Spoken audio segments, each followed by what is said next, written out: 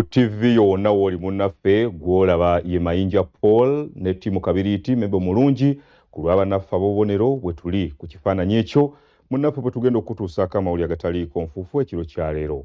Kaakano katusooke tukuwe emitwe emikulu egigalimu tugenda kudda nago mu bujjuvu toseguka. Poliisi yazizza enju y'omukuba ekwatidde mu bubbe. Ezudde ebyambalo by'amagye essasi n'ebisse. Enyondo ezikuba ebintu nga ziri omwo. Abeekangira mu kisenge bebi. Ne batwala bye baagala n'essimu n'aŋŋamba UDB.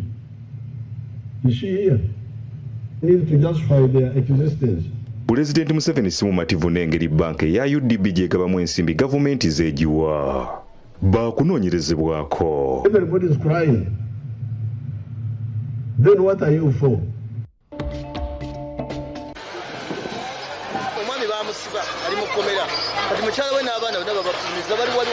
Abatuuze basattira bawannyondo ba kkooti bwe bakasukidde ebintu ebweru amayumba ne gaggalwa. Baagula mu bukyamu. Oweekitiibwa Mayanja Nabbanja batuyambe. Era amazzi bwe gamalawo ennyumba. Ab'ekitezi beekalakasizza olw'amazzi okusalako ebifo byabwe.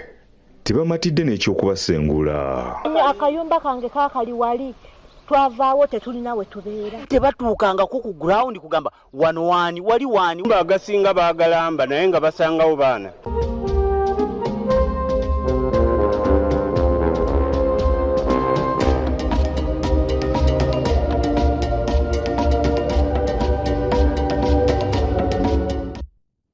Gataliiko nfufu munnaffe kansooke n'okujjukiza okwekwata olupapula oluganzi olwa New Vision olwatuuse edda ku katale munnaffe. Mulimu enteekateeka ey'enjawulo ye magazini ereeteddwa nga egenda gifunira ku bwereere ku shillings 2,000 zokka bwe ziti.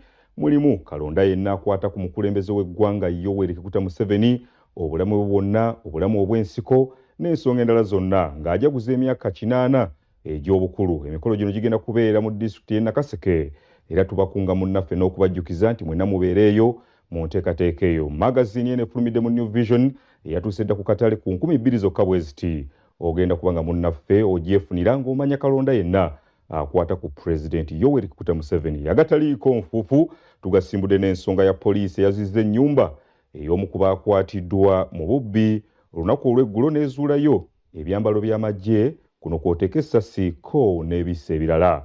Abatuuze bamwogeddeko ne bamuwaako obujulizi ng'ono bw'abadde abateega kuno kw'oteeka n'okubanyaga nga abatiisatiisa n'okubatta. Basabye ab'ebyokwerinda nti bakakase omusajja ono avunaanibwa.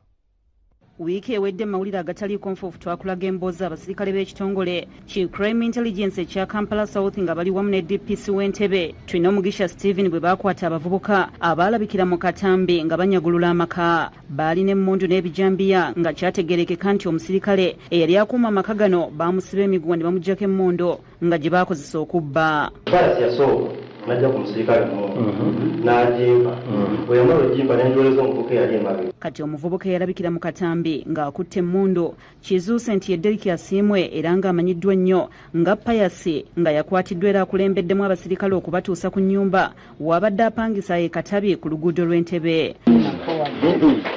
Mukwaze ennyumba y'ekizuuse nti era yakamala omwaka gumu ng'ayimbuddwa kooti ku misango gy'obubbi era nga kigambibwa nti yasangibwa n'amasasi kyokka olwateebwa we yakoma we yatandikira. Abantu b'ekyalo nga bali wamu ne ssentebe wa Katabi Mugerwa Godfrey bakuŋŋaanye era bwe bongedde okwaza bazudde ebyambalo ebyefaananyiriza eby'amagye nga yabikweka wansi w'omufaliso nga kigambibwa nti byabadde akozesa okunyagulula abantu. Mu nju ye era baggyeeyo ennyondo n'ejjambiya n'essasi limu wansi wa kapeti. Omwana oyo abadde tannamala nnaku nnyingi mu nnyumba ye mugenzi okukeberwamu by'ebijambiya mwebiri yunifoomu z'amagye nga ziri omwo, ennyondo ezikuba ebintu nga ziri omwo, amasasi nga gali omwo. Naye omwami gwe baleese oba omuvubuka bamusaze n'ebyambalo by'amagye.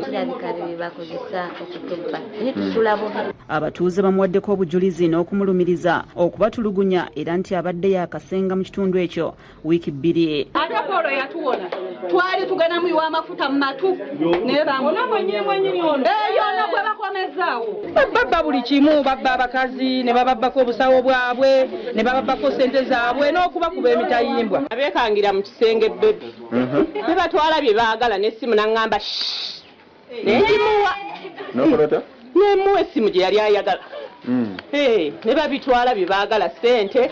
babbira ku piki babeera babiri babbira ku piki naye nze njagala oyo omwana afiire mu komera nga bambadde ebyambalo abamu waliwo omugabo afulutula n'adduka eyo wansi. Ssentebe Mugerwa ategeezezza nti landiroodi w'omuvubuka ono yamutegeeza nti yamulagira okufuna ebbaluwa ya LC kyokka teyadda nga yeewuunyizza okulaba bino. Buli mukyamu bwenna nkutegeeza bw'oba obadde ku kyalo kitala senguka nga bukyakola ki nga bukyali naawe akolagana n'abantu abo kaabe mutabani wo kaabe muganda wo kaabe mukoddomi wo kaabe bbaawo oba mukyalawo essaawa ey'olwaliro gyesembayo.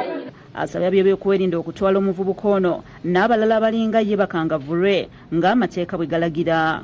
Era nenkubiriza abatuuze bange nti buli mawulire gonna g'ofuna ku muntu omukyamu gaweereze mu mateeka. Buli koolaba konna kuweeraliikira kaweereze mu mateeka. Bamuggyewo mu bukuumi obw'amaanyi n'azzibwa ku poliisi gy'akuumibwa. N'ebintu ebisangiddwa mu muzigo gwe yapangisa okuli TV, omufalisa, ebyambalo by'amagye, essasa, ejjambiya n'ennyondo byonna bigiddwamu ng'ennyumba balese enkaluwo. Martin Kizza yakusakidde eggulire lino ku Lwabukedde TV.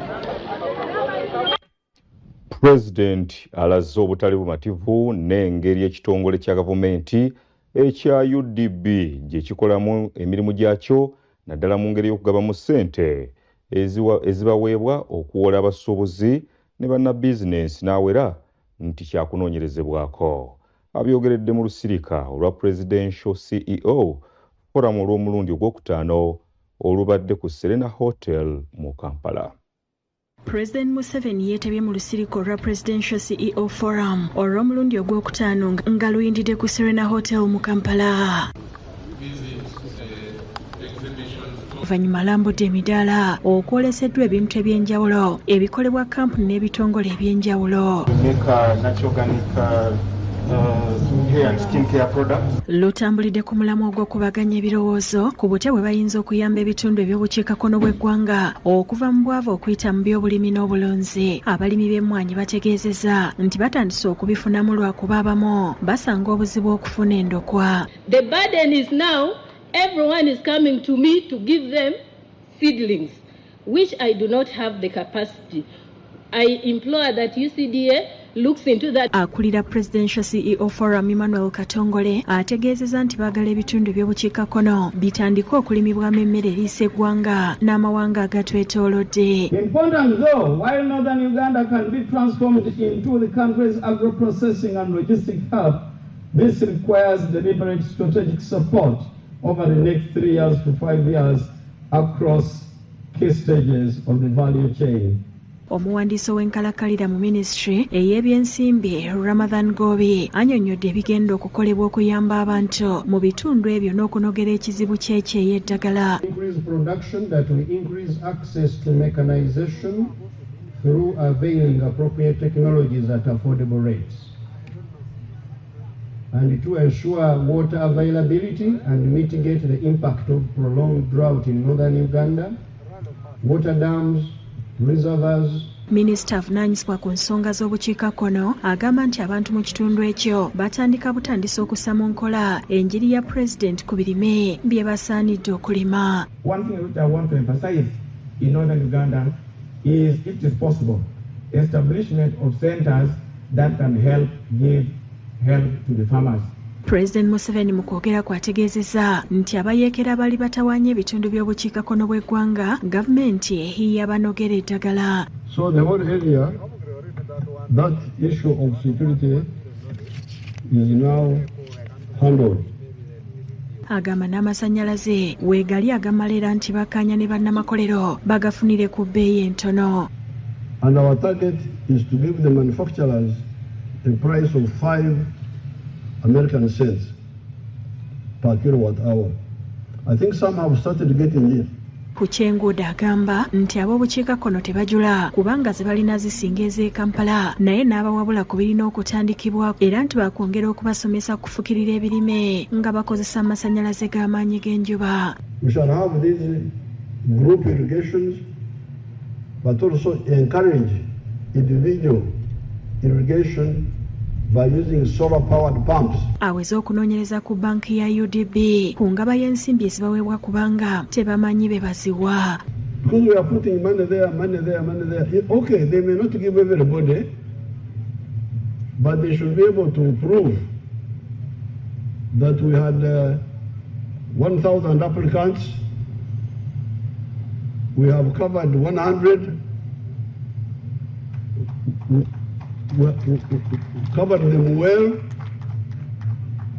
We could not cover the other 900. That one makes sense. But when you have covered nobody, everybody is crying. Then what are you for?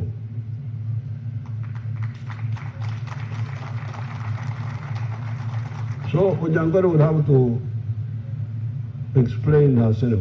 President era asekeredde ababagaana okugyawo ekitongole kya UCDA nga beekwasa nti ekirime ky'emmwanyi kigenda kuba kifudde n'abakakasa nti endokwa zijja kutuuka ku balimi okuyita mu bitongole ebirala. They were trying to deceive people that without UCDA there will be no coffee. That's not true. The coffee, the seedlings they are distributing are generated by our research institutions. We are now going to use different agents.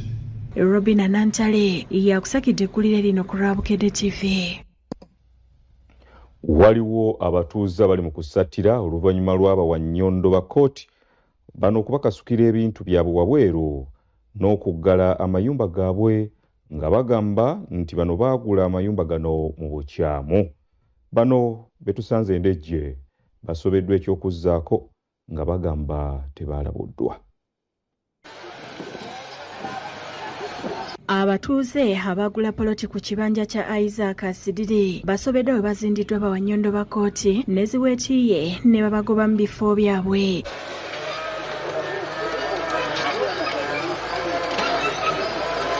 Bibadde mu Bongole zooni endejje ekisangibwa mu Makindye Ssaabagabo era omusasi waffe waatuukiddeyo ng'ebintu by'abantu biri bweru ng'amayumba gaabwe gateereddwako kufulo nga bakiraba Wannyondo bakola bino nga bakuumibwa poliisi. Omwami baamusiba ali mu kkomera ati mukyala we n'abaana bonna babafumiza bali wali waggulu tebalina na kyakuzzaako. Biri 10 okuva 10 baagula ettaka bajja nga batugamba bagenda kuyirira ate bino by'okukusanga ne nkugamba nti awo njagala oveewo mu bigambo nga tenagulawo ebiwandiiko mbirina katugamba otya ndi wange nveewo onsanze eri mukuba ne nkugamba jangu waka twogere n'agamba nze sirina budde bwo. Be bakasukidde ebintu abamu babadde ku mirimu nga n'abalala bagamba babadde bagenze kuziikanga gye babakubidde amasimu era bakomyewo kipayopayo. Simu yabadde ku mulimu omukyala n'agamba nti waka bagenda kumenyawo yayinza okutuuka nga batandika okuba nti bafulumya ebintu mu nnyumba. Okusinziira ku bano balina buli kiwandiiko kwe baagulira ebifo bino nga kati beebuuza ababagobaganya n'okubategeeza nti baliwo mu bukyamu. Minisita Mayanja ow'ekitiibwa Mayanja Nabanja batuyambe twagula omuntu we twagulako ali mu mateeka mu Buganda Land Board gyali. Empapula tuzirina mu Buganda Land Board neegula ne bangamba ndi neeguza ku lwetutte kati omwami Medi kujja n'angamba ndi wano wawe oli alina okundaga ki landiroodi wange omulala kubanga lino ttaka lya Bwakabaka. Balumiriza abakulembeze baabwe okuli ssentebe Tamusuza okubeera emabega wa kino. Bagamba ayina endagaano nga nninaku omukono bakugulawo waliwo. Chairman nogera n'omulopera nti no baakumenye ttaffa yagamba kubira poliisi chairman kati atuyamba mugaso ki. Kakulu bya Ruhanga akuliddemu bawa Nnyondo ategeezezza nti kkooti yayisizza ekiragiro ekimenya amayumba gano ku kibanja kya Kidiriba Kyerule okuzuula empenda zaalyo. About 6 people have been evicted. Then those who are vulnerable, they are like 3 people where we have found the children He said he have given them until Sunday. Ssentebe Tamusoza yeewuunyiza abantu okumulima empindi ku mabega ku nsonga z'atalina kyamanyiiko. Nze ndi muwere mu kyo.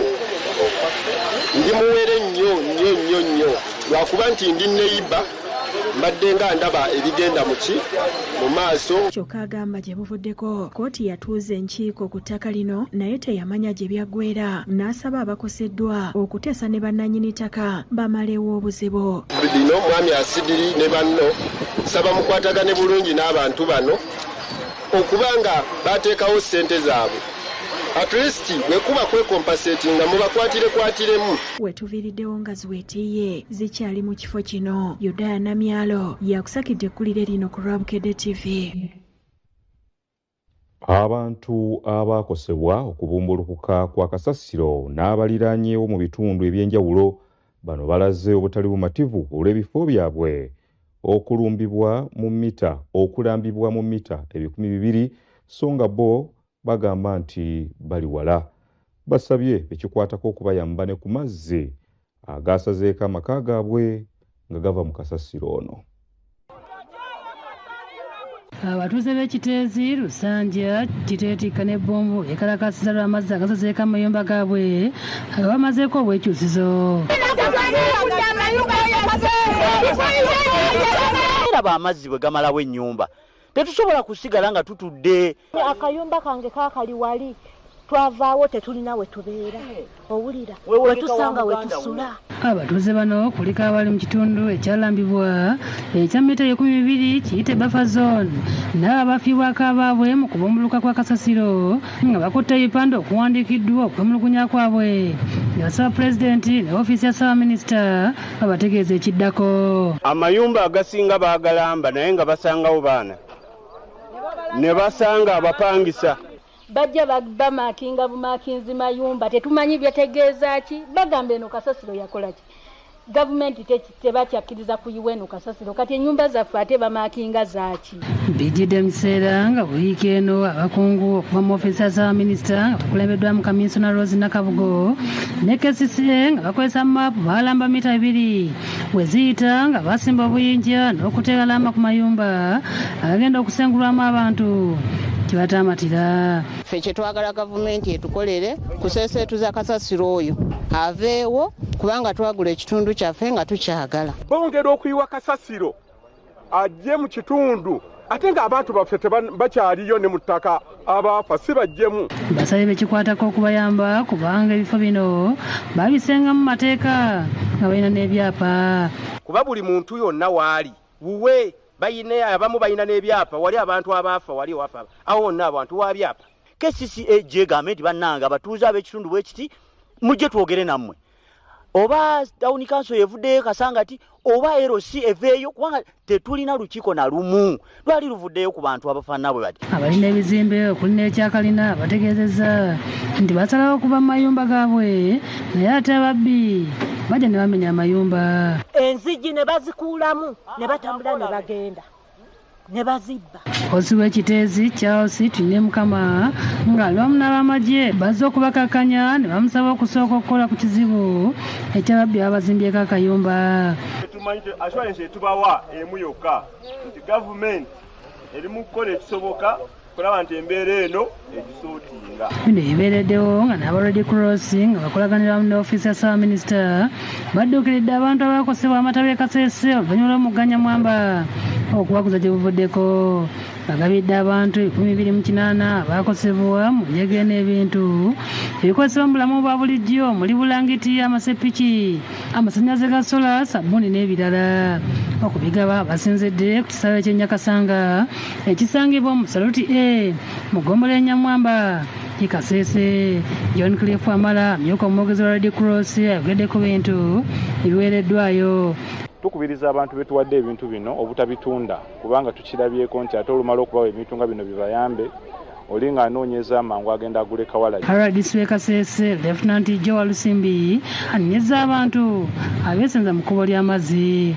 Naye abantu balemeddwa okukimanya ne batandika ate okuzimba mu nnyumba makubo mu kuzimba mu kkubo lya Namwamba gwe bamanyi.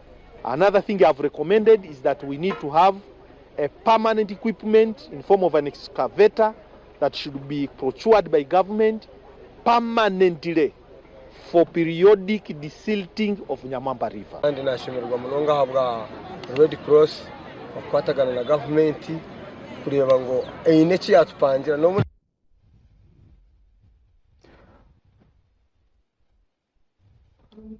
weewaawo munnaffe atugoberera katukuwumuzeemu tugenda kudda n'ekitundu ekyokubiri mulimu gano.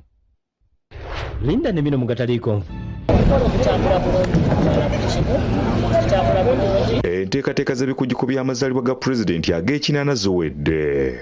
Emikolo gya Nkyessemuto.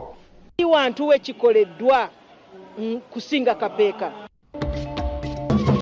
Nelson Kyemategeeza ne Ssaabasajja naye yasimbirwa Omutuba ku kyalo Degeya musaza erikulu ery'Ebulemeezi era yali ettaka ery'obwannannyini n'asalako yiika 19 n'aziwa Omutuba ogwo gwe tuyita ogwamuwenda era gutambula tuteesese n'okuzimbayo olubiri gube nga gutambula ddala bulungi.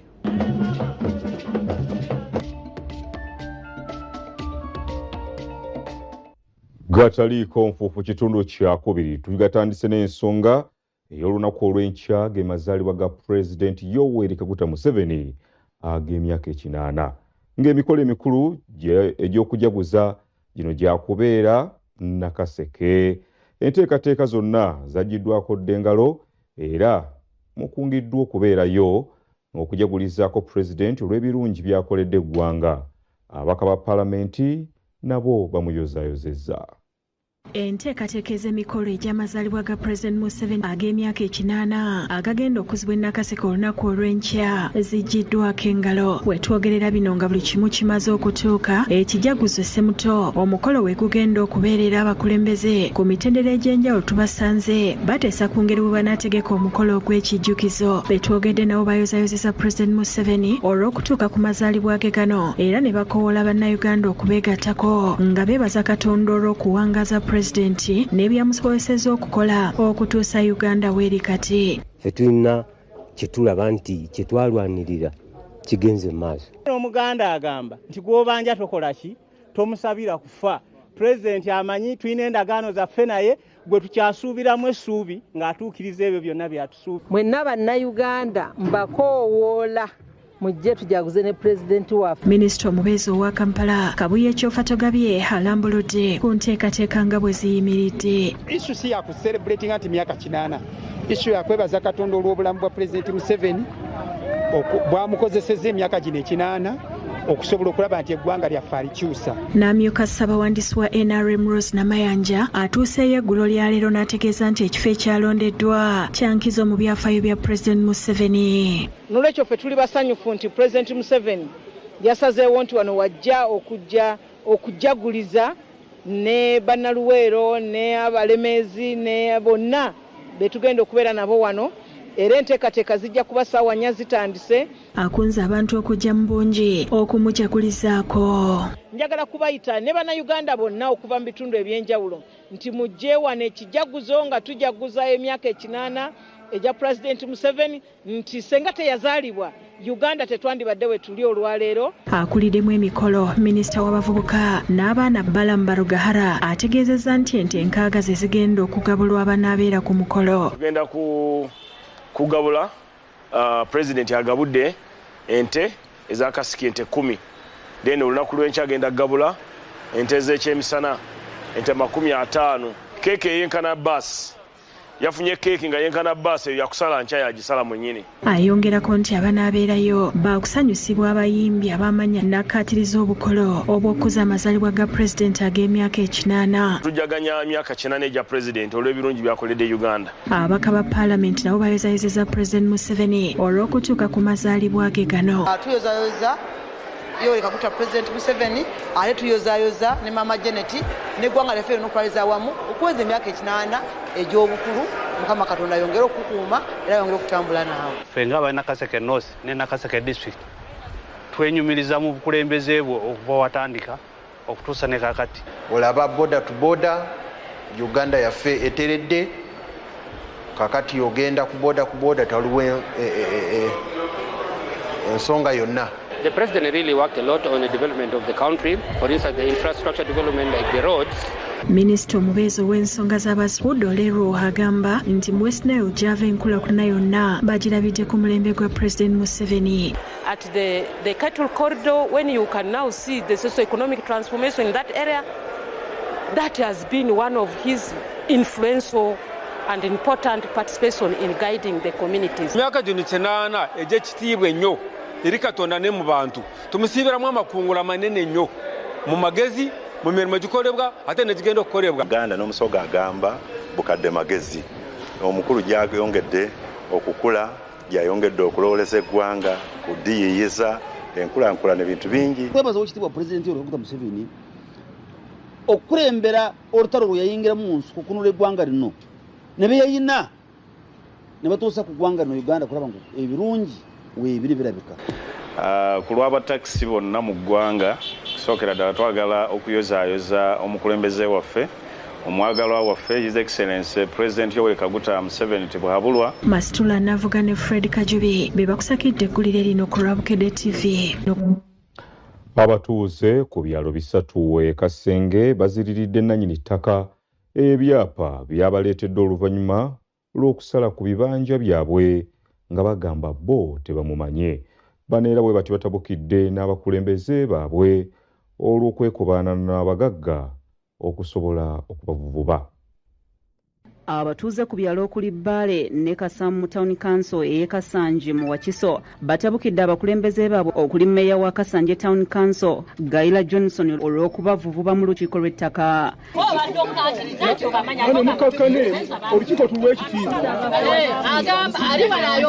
Beerayiridde nti si baakuwaayo bibanja byabwe eri eyayita nannyini ttaka James Walsimbi ayagala okubibatwalako nga n'ebyapa byabadde aleese okubawa babizize. Twagala batulambike tutegeere ettaka ani nnyini ly'omutuufu.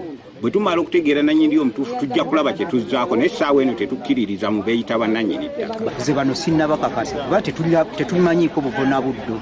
Bano okubadde Yigaddewo ow'ekibanja Sulaiman Migadde ssentebe w'ekyalo Bbale n'abalala abasoba mu 10 bakalambidde obutawaayo bibanja byabwe eri eyayita Landlord James Walusimbi ayagala okubisalako nti abawe ebyapa nga bagamba tebamumanye. Mwogere ettaka eryo lyavaawa lyava mwani boogera kimu nti lya Walusimbi tetumanyi Walusimbi gye yalikola ki gye yalijja. Ojja kwewuunya nga ndeese ekyapa ekyo hamu mukasi yakubanga bukubi layini nga gundi yapunta opunta ttaka n'alipunta bwe yalabanga nga gwe toliiwo oli mwebafu nga awandikako bibye. Bagamba basula ku bunkenke olw'okutya okutwala ebibanja byabwe era baliko ne munnaabwe Mbowa Godfrey gwe bataamidde nga bamulumiriza okubalyamu olukwe ne yeekobaana n'abagagga. James Walusimbi agamba nti nannyini ttaka era agezezzaako okumatiza abatuuze obwannannyini bwe n'okubakkirizisaawo okubasalako ebibanja naye bagaanye. Ofune ekituufu nze nyinza okukuja kyenjagala leta ziwe ezitusobola nyonyola abantu obatangaze gwooli nyonyola kinalifuna at least nyonyola engeri gye walifunamu. RDC w'Entebbe Kiruddu Hakimu abadde akubiriza olukiiko asabye balandiroodi bakwatagane n'ab'ebibanja. Kwetegereza kwekolamu omulimu bagende bakolesa ki ekisookera ddala ekyapa ddala kirimanyaganye.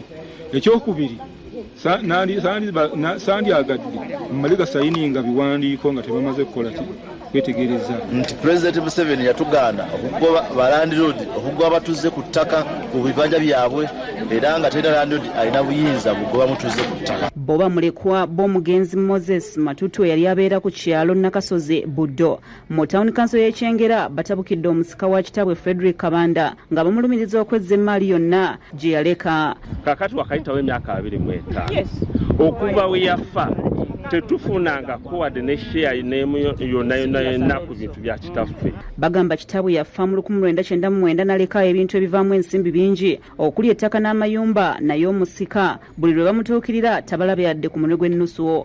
Yalirizinga tusabwenkanya ebintu byaffe byonna bidde ku board. Myaka 49 naye mu mazima ddala how come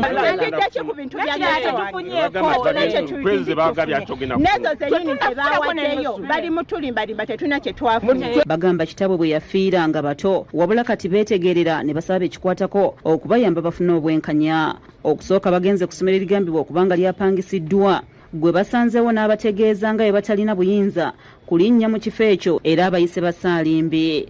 Soberwa abantu okubeera nga beagala okwekusa bokka kikyalowooza. Kabanda omusika ayogerwako bw'atuukiriddwa ategeeza nti kitabo eby'obugagga bye yabiwandiisiza mu kampuni emanyiddwa nga Matutu and Sons Company Limited nga yeevunaanyizibwa ku bikolebwa so si ye ng'omuntu.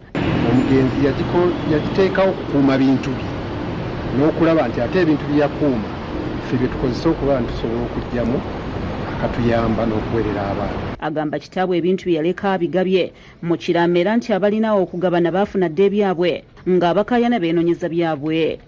Ebintu bino birimu obusika, ebyobusika n'ebya kampuni. By'ebyobusika byonna nabigaba era tewali ataafa. Joseph Kinobe ne Nuriyat Namagembe bakusakidde eggulire lino ku Lwabukedde TV.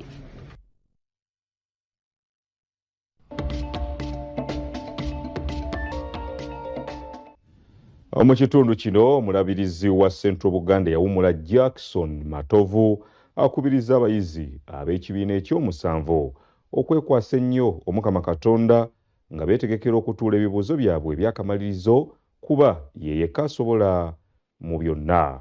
Ono abadde ku Summer Terrace Gardens e Wantoni Mukono ng'asabira abayizi abaseeta parents n'okubawonga eri Omukama Katonda.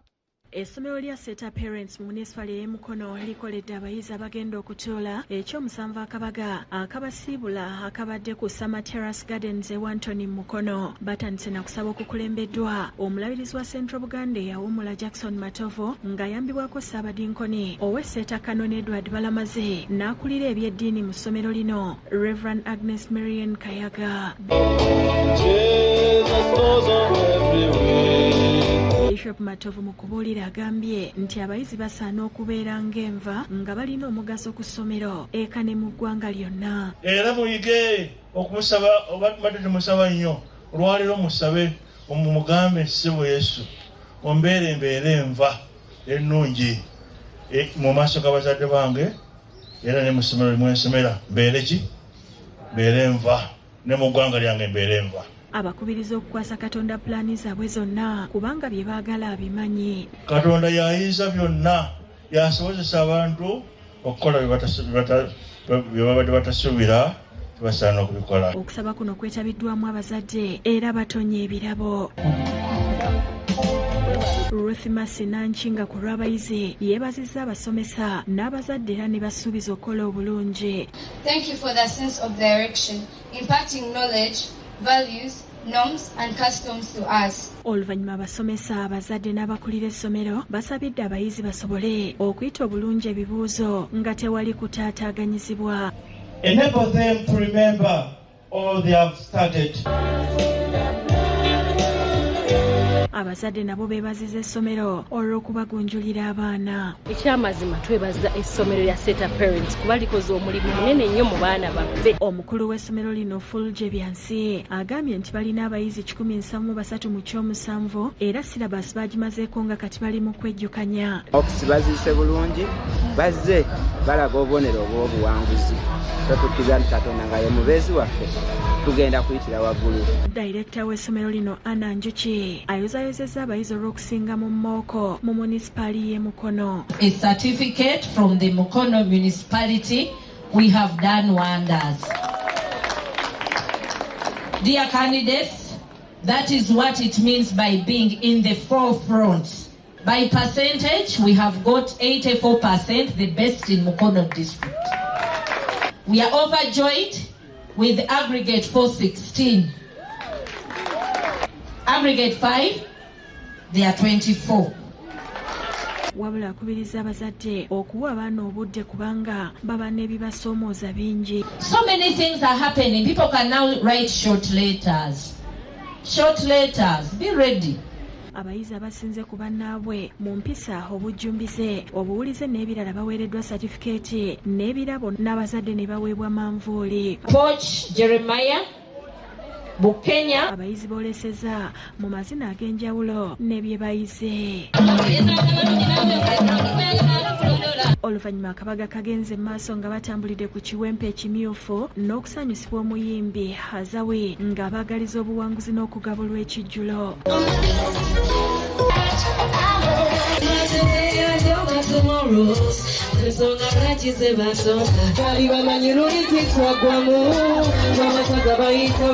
Lydia Nakigule yakusakidde eggulire lino ku Lwabukedde TV. 1-0. Ate abazadde basabye gavumenti eteeke ennyo essira ku nsonga ez'ebyobulambuzi nti kuba bino biyambako abayizi okweyongera okumanya ensi nga bw'etambula. Bibabuuliddwa abazadde bano nga b'essomero lya Good Times Infant School e Kawaala bwe babadde banoonya abayizi baabwe ku kisaawe ky'ennyonyi Entebbe ababadde bagenze okulambula mu ggwanga erya South Africa. Libadde essanyu jjerere ng'abayizi b'essomero lya Good Times Infant School e Kawaala bakomawo mu ggwanga okuva e South Africa gye bali bagenda okulambula n'okusoma ebintu ebiri ebweru w'eggwanga bye bazze bayigako. Okugenda e South Africa bamazeyo wiiki nnamba nga balambudde ebifo eby'enjawulo okuli Ssemayanja n'ekkomera gye baasibira yali pulezidenti w'eggwanga eryo Nelson Mandela. Balambudde enguudo ez'omulembe n'okuyiga ebyafaayo by'eggwanga eryo ebirala bingi bye bazze basomako mu bibiina nga bakomyewo baaniriziddwa bazadde baabwe n'abasomesa abadde babalindiridde mu ssanyu. Abayizi batottodde ebintu eby'enjawulo bye balabye n'okuyiga nga bali e South Africa.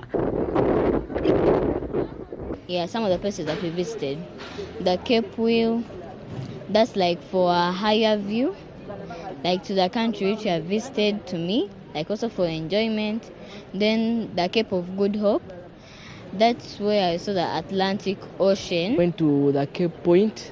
The Cape Point went to the lighthouse. After the lighthouse, we went to the Cape of Good Hope. Then the next day we went to Robben Island Prison, where we saw the cell where Nelson Mandela was imprisoned. Tuvudde mu ggwanga lyaffe ne tugenda mu ggwanga eddala kugenda okulambulako enguudo nnungi tolwa nnyo mu kkubo tewabeerayo nnyo jaamu. Basiimye akulira essomero lyabwe olw'okubateerawo omukisa guno n'abazadde abasasulidde ebisale. I thank my mom for paying for me this tour. May Allah bless you. Hana Nabatanzi nga musomesa era nga yagenda n'abayizi bano atubulidde ebifo gye basobodde okutwala abayizi bibayambe mu kusoma kwabwe. Tulina essuubi nti babitegedde kubanga era babuuza ebibuuzo, tulina essuubi nti no bajja bikola ki? Bajja bituuka kubanga bye bimu ku bibuuzo bye bababuuza mu new curriculum eno gye tusoma. Ebiseera bisinga abaana okuyiga kyetaaga nga balabyeko ne bafuna experience eyo. Wakati sometimes oyinza osomesa omwana Indian Ocean agiraba ku maapu n'alaba mu Atlas but tamanyi eri mu area ki eri luddawa Atlantic Ocean tamanyi wajeeri kati kiyamba nnyo. Nabatanzi asabye gavumenti okussa amaanyi mu byobulambuzi bya wano kisobozesa abayizi okwongera kumanya kwabwe. Okwongera ebyobulambuzi mu Uganda, abalambuzi basobole okujja mu Uganda muno balambule. Eronza wedde basawa Good Times alambuludde lwaki basalawo okutwala abayizi bano okulambula e South Africa. Singa bannayuganda bejjumbidde okutambula twandiize kati for example kati tulaba nti kasasiro wano ekiteezi yatta abantu naye eri tulabye ebimotoka ebimu bimugayira naawo nga tebinaba na kumutwala somewhere. Abamu ku bazadde batubuulidde lwaki basalawo okusasulira abaana baabwe okugenda e South Africa ne basiima ab'essomero lino olw'enteekateeka eno. Basome ku byafaayo bayige bafunemu ebyokuyiga bakomewo batandikira awo ne basoma bamanyi wa we batuuse South Africa. Ebyatulema abamu twagala abaana baffe babituukeko naffe tusobole okuwulira obulungi. David Tamale yakusakidde eggulire lino ku Lwabukedde TV.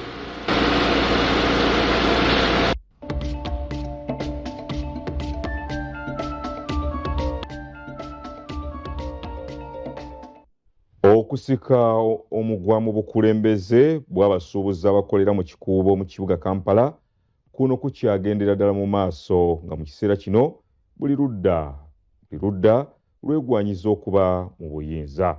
kaakati ababadde bambadde amataawo okusolooza emmotoka ezingira ekikuubo poliisi egabambudde.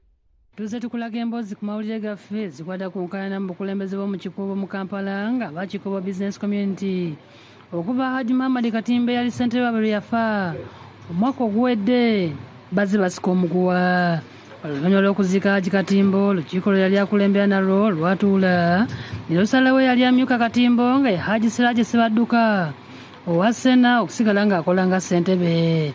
Kyokka kino kyabakanyizibwa ab'ekiwayi kya Joshua Kasibo nga bagamba nti bye balondebwa oluvannyuma lwa Haji Katimba okufa. Instruction zonna ze tuzze tufuna zigamba nti intalimu okubeerawo eteekwa kubeera ng'ebeeramu abo ababaddewo. Ku ntandikwa y'omwezi guno ab'ekiwayi kya Kasibo baayagala okuwamba ofiisi n'emiryango bisolozebwako kyokka ebyokwerinda ne babalemesa newankubadde baali balumiriza nti KCCA yali bawadde obuyinza okulembera ekikuubo.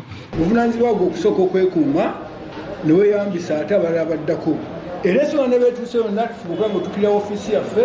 Tulina okuba n'omukulembeze wa Contico Obvious yenna anaabazze tumuwero kaminga. Woofiisi ez'enjawulo zize zibatuuza nga ne ku bbaaza ya Sabbiiti eno RCC wa Kampala Central Shafiiki Nsubuga, Meeya wa Kampala Haji Salimu Uhuru n'abakungu okuva mu KCCA basinkana buli luuyi ne luweebwa omukisa okwogera ku butakwatagana buno. Embiba biri mu takisinga ate kati wansi abantu aba naye of course ekikubo kizasigala nga kiriko ekitya twagala tufunawo crucial things. Abasuubuzi bano nga bavudde mu lukiiko beekuba mu ttooki ne balonda Haji Rashid Ssenyonga owa Kyapa okugira nga akuuma entebe okutuusa ng'enteeseganya ziwedde. Obukulembeze bwaffe bukyali mu control, tewali kutaataaganyizibwa bantu bonna bayingira, tewali kutaataaganyizibwa bantu bonna. Wabula ekyennyamiza kwe kuba nti ab'ekiwayi kya Kasibo bakedde kwambala mataawo ne basalako emiryango okusolooza emmotoka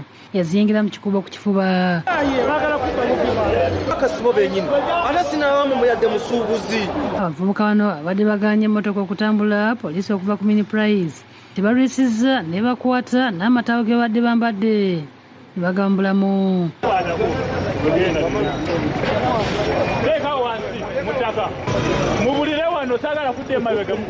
Abasuubuzi babalangidde okweyagaliza ne basaba gavumenti ateeke okulonda okumalawo okusika omuguwa. Okulonda kubeerewo, oli yeesimbewo, abasuubuzi bamulonde kibeere official mu mateeka. Baagala kulonda bano lwaki mubagobye wangi tebalina buvunaanyizibwa kutegeka kibuga. Miriam Buyondo yakusakidde eggulu eno ku Lwabukedde TV.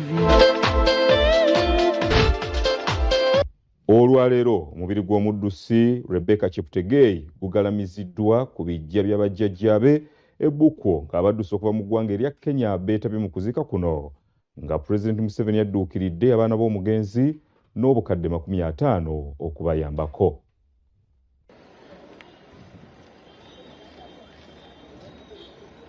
Omubiri gw'omugenzi Rebecca Cheptegei oluvudde ku ddwaliro lya Bukko General Hospital gye gwasize olunaku lw'eggulo guleeteddwa butereevu ku Town Council y'e Bukko okwongera okusiima emirimu gy'akoledde eggwanga.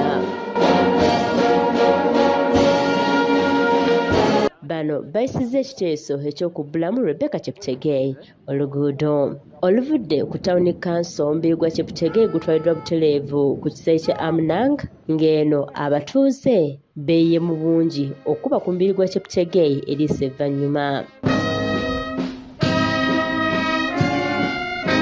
Abamu ku beetabye ku mukolo guno kwe kubadde ne minisita w'ebyemizannyo okuva e Kenya ng'ono awaddeyo emitwalo 5 egya Kenya nga wano mu Uganda bwe bukadde 15 okuyambako okulabira abaana b'omugenzi. And the one you see is 11 years and then this one is here. Abalala beetabye ku mukolo guno mubaddemu abakungu ba National Council of Sports nga bakulembeddwamu ssentebe Ambrose Tashobya, abaddusi okuva wano ne Kenya, abakungu b'akakiiko ka Uganda Olympic Committee nga minisita omubeezi ebyemizannyo Honorable Peter Ogwanga yabadde omukungubazi omukulu. As Uganda and Kenya, we remain a strong pillar of the East African Federation, and we want to say this: actions of individuals should not be tagged to the actions of the brotherly country. A criminal in Kenya is a criminal as well as a criminal in Uganda. So that we must first make it clear here. Ono akwasiza tata wa Cheptegei wamu ne mukyala we ensimbi obukadde 5 eziweereddwayo omukulembeze w'eggwanga Yoweri Kaguta Museveni ng'amabugo okwongera okulabirira abaana b'omugenzi.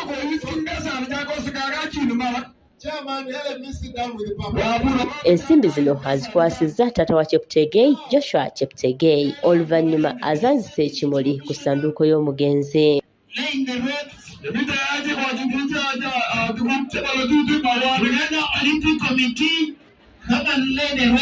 Okuva ku Seekya Amina nga Rebecca akalidde obutereevu ku kyalo Kipsa okuteekebwa mu nnyumba ye ey'olubeerera ng'ono aziikiddwa mu bitiibwa ng'era aba UPDF bamukubidde amasasi 3. Watapiga risasi tatu kwa amri yangu. Ya kwanza piga, ya pili piga, ya tatu piga. Funga safu.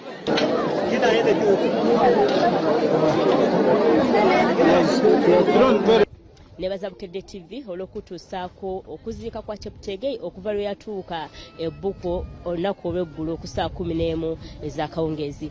Nyongera za timu gyenkoze nayo okubadde Michael Nsubuga, camera person Dan Hassan ne Elijah Male abadde mu control room. Nzo Lydia Nakate ku Bukedde TV 1 wano ebbuko. Olwaleero omupiira ogwokubiri guzannyiddwa mu liigi y'eggwanga ya Star Times Uganda Premier League. Kitara FC emeze banyinimu abalugaze FC goal 3-0 nga Jude Semugabi atebyeko egoolo 2. Iowa crosses to Mwesigye's touch, could be start to try and again Chitara Football Club, the Royal score in the first ever league meeting with Lugazi Football Club. Frank Zaga to Mwesigye takes his name into the records. Now Semugabi George, Dennis Omedi slips. Omedi again. Omedi with a good cutback inside the box. And Semugabi George, the usual suspect again, does it again here for Chitara Football Club. Second goal for Chitara Football Club, and the visitors are meaning business. Jude Semugabi with quite a cool finish while combining up with a Dennis Omedi. Okwalinga, good ball here from Okwalinga, controlled by Jude. Jude! Very heavy for the hands of the goalkeeper. And Jude Semugabi at it again. Chitara Football Club are really having a good day here. Could be chasing the 3 points of the day away from Hoima. And see what that goal means to the traveling fans. Awamu n'ebyo munnaffe omulungi atugoberera amawulire agataliiko nfuufu bwe gati bagatambudde kiro kya leero. Tukwagaliza okusigala ng'otugoberera mu maaso eyo DJ Shirwa agenda kujja oluvannyuma lw'okukutuusako abanoonya osobola okwefunira omubeezi w'omunnaffe. Tereera ku TV y'omuntu wa bulijjo, buli kimu ogenda kuba okifuna bulungi. Beera bulungi.